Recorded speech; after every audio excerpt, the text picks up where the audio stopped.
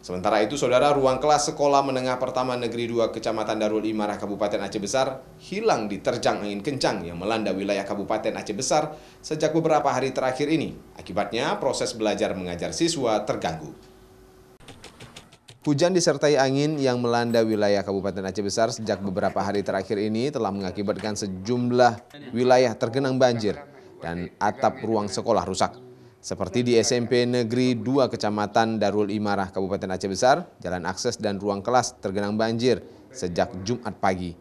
Namun hingga kini air belum surut total karena berada di dataran rendah. Atap dan plafon dua ruangan kelas SMP Negeri 2 ini juga hilang akibat diterjang angin kencang yang melanda wilayah Kabupaten Aceh Besar 2 hari lalu.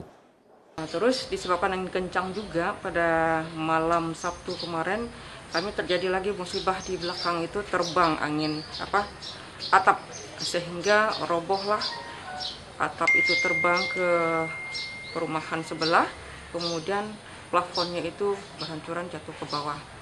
Nah, efek daripada ini besar sekali Bapak ini. Sangat terganggu proses PPM kami di sekolah ini. Akibat atap dan plafon ruang kelas rusak, proses belajar siswa secara tatap muka di ruang kelas terganggu. Diperkirakan aktivitas belajar akan kembali normal pada Senin mendatang. Raja Umar, Kompas TV, Aceh Besar.